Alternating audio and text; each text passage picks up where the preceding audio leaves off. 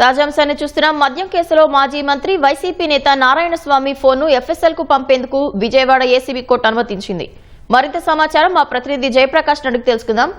Jayaprakash, Narayanaswamy phone ని FSL కు పంపేందుకు అనుమతి ఇవ్వడంపై మరిన్ని వివరాలేంటి?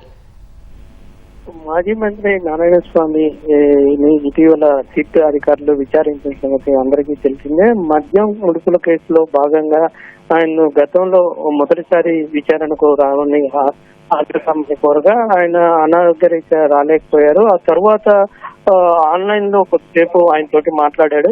రెండోసారి సిట్ అధికారులు చిత్తూరులోని పుత్తూరుకు వెళ్లి అక్కడ ఆయన స్వగృహంలో విచారణ చేశారు. దాదాపు సుదీర్ఘమైనటువంటి విచారణ తర్వాత కొన్ని కీలకమైనటువంటి డాక్యుమెంట్స్ ఆయన ఫోన్ ని స్వాధీనం చేసుకున్నటువంటి సిట్ అధికారులు ఆ ఫోన్ ను ఓపెన్ చేసేందుకు, అదే విధంగా అందులో ఉన్నటువంటి డేటా దీనికోసమని ఫోరెన్సిక్ ల్యాబ్ కి పంపాలని పిటిషన్ దాఖలు చేశారు ఏసీబీ కోర్టులో.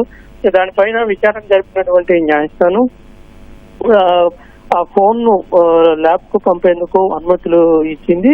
అనుమతులు కోర్టు ఆదేశాలతోటి సిట్ అధికారులు ఆ ఫోన్ ను ఎఫ్ఎస్ఎల్ ల్యాబ్ కు పంపించారు. అందులో కొన్ని కీలకమైనటువంటి ఆధారాలు లభించే అవకాశం ఉందని భావిస్తూ ఉన్నారు. అందులో ఉన్నటువంటి డేటా, ఫోన్ కాల్స్, అదేవిధంగా మిగిలిన కొన్ని ఆధారాల దాని ప్రకారంగా గతంలో అంటే ఏదైనా ఈ మద్యం ముడుపులకు సంబంధించి, అదే విధంగా మద్యం పాలసీ తయారీకి సంబంధించి ఎవరెవరికి ఆర్డర్లు ఇవ్వాలి అనే విషయాలు, వీటన్నిటికి సంబంధించి ఏదైనా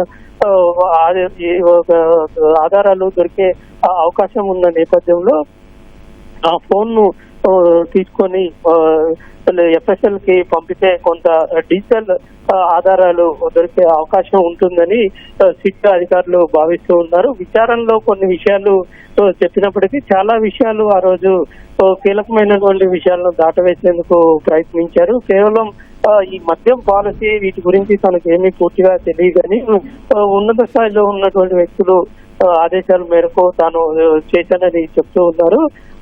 అయితే ఒకవైపు ఆ రోజు మంత్రి నారాయణస్వామి స్టేట్మెంట్ రికార్డు చేయటం ఒక ఎత్తు అయితే, దానికి సంబంధించి కొన్ని డిజిటల్ ఆధారాలు, ఇంకా కొన్ని లావాదేవీలు, అంటే ఫోన్ లో కీలకమైనటువంటి అన్ని రకాల కీలకమైన ఆధారాలు సాధారణంగా ఉంచుకుంటూ ఉంటారు. అయితే అసలు అందులో ఏమున్నాయని తెలుసుకునేందుకు ఎఫ్ఎస్ఎల్ కు సిట్ అధికారులు పంపారు. ధన్యవాదాలు జయప్రకాష్.